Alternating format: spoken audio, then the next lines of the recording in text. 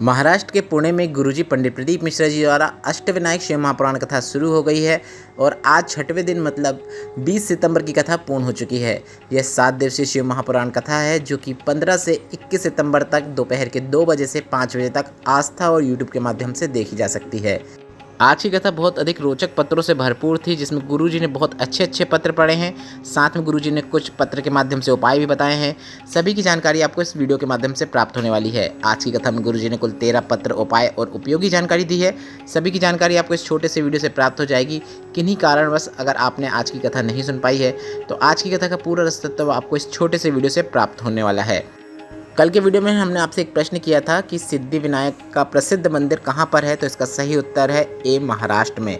और आज के वीडियो का प्रश्न इस प्रकार है, जो आपकी स्क्रीन में भी दिख रहा है। अष्टविनायक शिव महापुराण कथा गुरुजी जो वाच रहे हैं उसके अनुसार अष्टविनायक में द्वितीय विनायक कौन से हैं? आपके ऑप्शन इस प्रकार है, ए सिद्धि विनायक, बी बल्लालेश्वर विनायक। आप इस प्रश्न का उत्तर अभी हमें कमेंट के जरिए भेज सकते हैं। हम इस प्रश्न का उत्तर आपको कल के वीडियो में जरूर बता देंगे। बढ़ते हैं आज की कथा की पहली विशेष जानकारी की ओर।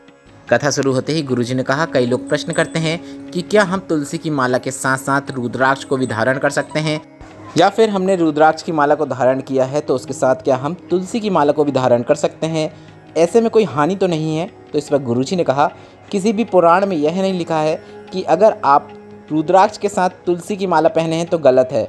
आप रुद्राक्ष की माला के साथ तुलसी की माला नहीं पहन सकते, ऐसा कहीं पर भी नहीं लिखा है। तुलसी अगर हमें भगवान नारायण के चरण में स्थान प्रदान करती है तो रुद्राक्ष हमें विश्वास, भक्ति और रोगों से मुक्ति भी प्रदान करता है और हमें भगवान के श्री चरणों में स्थान प्राप्त कराता है। इसके बाद गुरुजी ने बताया, कई महिलाएं यह भी प्रश्न करती हैं, क्या स्त्रियां रुद्राक्ष पहन सकती हैं? तो इसका गुरुजी ने कहा, हाँ जी बिल्कुल, स्त्रियां, महिलाएं सभी रुद्राक्ष पहन सकते हैं। रुद्राक्ष आपके शरीर में टच होना चाहिए, क्योंकि रुद्राक्ष पहनने वाले को लीवर, किडनी, थायराइड और कैंसर जैसी बड़ी बीमारियां छू भी नहीं सकती अगर आपने रुद्राक्ष को धारण किया है तो। रुद्राक्ष का पानी जीवन की सार्थकता प्रदान करता है। बढ़ते हैं आज की कथा की दूसरी विशेष जानकारी की ओर। खुशबू जी पत्र लेकर आई, जिसमें उन्होंने लिखा, हमारे घर में संतान का सुख नहीं था। बहुत समय निकल गया था। डॉक्टर ने भी यह कह दिया था कि उम्र बढ़ गई है, अब संतान का सुख नहीं हो सकता। हमने टेस्ट ट्यूब बेबी भी कराया पर उससे कोई हल नहीं मिला, कोई समाधान नहीं मिला। IVF भी करवाया, सब फेल हो गए। जब दूसरे के बच्चों को देखते थे तो उन्हें गोदी में लेने का भाव जागृत होता था। फिर हमारी पड़ोसन ने आपकी कथा के बारे में बताया। टीवी में कथा आती है ऐसा बताया, और कथा को देखते समय जब गुरुजी श्री शिवाय नमस्तुभ्यम मंत्र आंख बंद करके करवाते हैं तब आपको अपनी कामना बाबा से करनी होती है, वह बताया। हमने प्रार्थना करना शुरू किया। कथा को हम आसन लगा के सुनते और लगा कि शरीर में कोई रोग होगा या कोई समस्या होगी, तो हमने सीहोर कुबरेश्वर धाम से रुद्राक्ष को भी बुलवा लिया और उस रुद्राक्ष का जल शिवलिंग पर चढ़ाकर जल औषधि रूप में प्राप्त करके उसका भी आचमन करने लगे। 17 वर्ष हो गए थे, संतान नहीं थी। हमने पशुपतिनाथ व्रत किया और बाबा ने ऐसी कृपा करी कि मेरा गर्भ ठहर गया।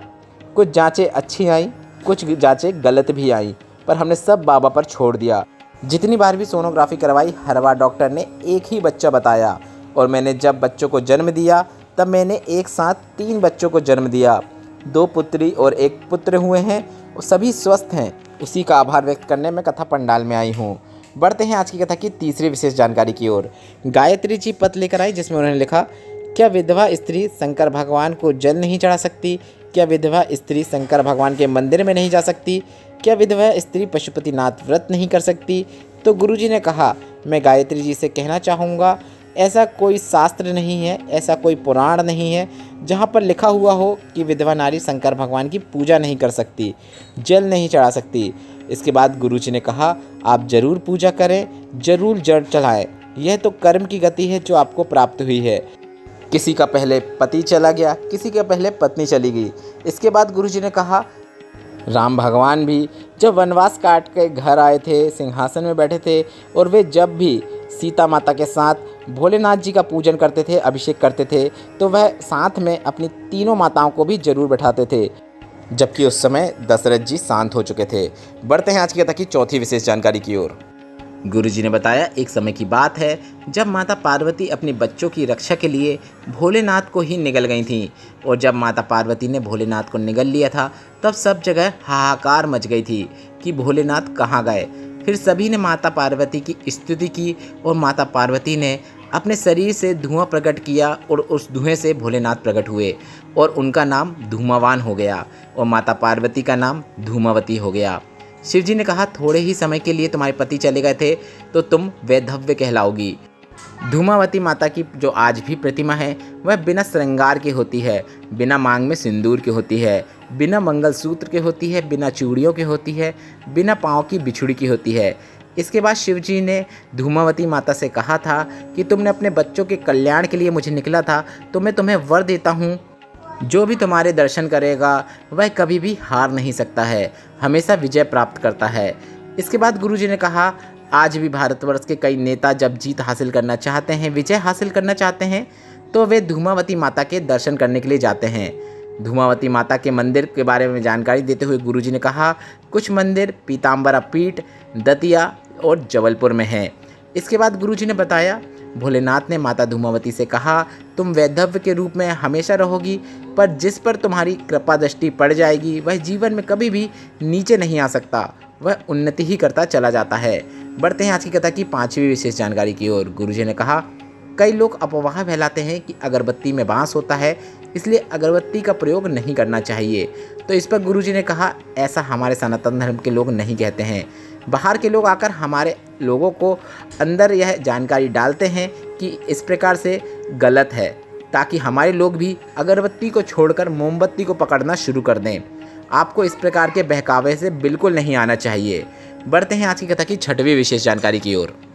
अर्चना जी पत्र लेकर आई, जिसमें उन्होंने लिखा, मेरे पति को पिछले 10 वर्षों से किडनी में स्टोन था, 2 बड़े स्टोन थे, डॉक्टर ने ऑपरेशन की बोल दिया था। हमने भी ऑपरेशन की डेट ले ली थी। हमारी बहन ने कहा, शिवलिंग पर जल चढ़ाओ और वह जल प्राप्त करके अपने पति को देना शुरू करो।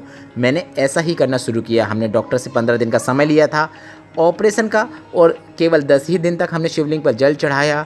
शिवलिंग पर चढ़ी हुई बेलपत्र को हमारे पति को देना शुरू किया। शिवलिंग पर चढ़े हुए जल को भी हमारे पति को देना शुरू किया।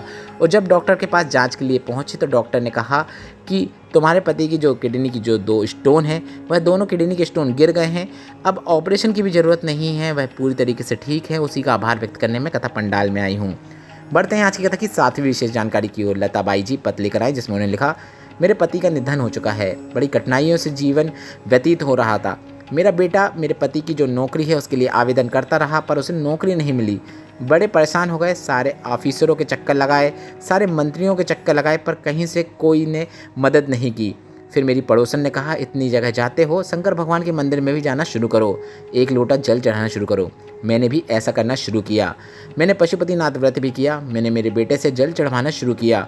उस 17 साल बाद जो कार्य नहीं हुआ था वह हो गया। मात्र 7 दिनों में ही मेरे बेटे की कलेक्ट्रेट ऑफिस में जॉब लग गई। उसी का आभार व्यक्त करने में कथा पंडाल में आई हूँ। बढ़ते हैं आज की कथा की 8वीं विशेष जानकारी की ओर। गुरुजी ने कहा, जो शिव तक भेज रहा है वही असली गुरु है। अगर आपका पड़ोसी भेज रहा है मंदिर तो वह असली गुरु है। अगर पत्नी पति को मंदिर भेज रही है तो वह असली गुरु है। अगर पति पत्नी को मंदिर भेज रहा है तो वह असली गुरु है। अगर घर के बच्चे मंदिर जाने को कह रहे हैं तो वह भी असली गुरु है। और अगर कोई शिव पुराण कथा तक आपको छोड़ने आया है तो वह शिव ही है, शिव का ही रूप है, गुरु से कम नहीं है वो। जो तुम्हें शिव तक छोड़ रहा है, शिव तक जाने का रास्ता दिखा रहा है, वह असली गुरु है। और जो तुम्हें स्वयं तक बुला रहा है, स्वयं के पास आने को कह रहा है, वह कभी भी असली गुरु नहीं हो सकता। बढ़ते हैं आज की कथा की 9वीं विशेष जानकारी की ओर। गुरुजी ने कहा, शंकर भगवान का भजन करने वाला, शंकर की भक्ति करने वाला, शंकर का नाम जाप करने वाला, शंकर का मंत्र जाप करने वाले को क्रीम पाउडर की आवश्यकता नहीं होती। उस पर शंकर की भक्ति की अलग ही चमक दिखाई देती है। बढ़ते हैं आज की कथा की 10वीं विशेष जानकारी की ओर।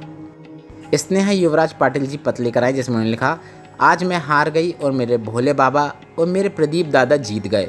मेरे जीवन के कई वर्ष निकल गए थे। मैं कभी भी पका हुआ भोजन नहीं खा सकती थी। भोजन को हमेशा उबालते थे, लिक्विड बनाते थे और उससे मैं पी लेती थी। ऐसी बीमारी थी जिस पे भोजन को खा नहीं सकते थे।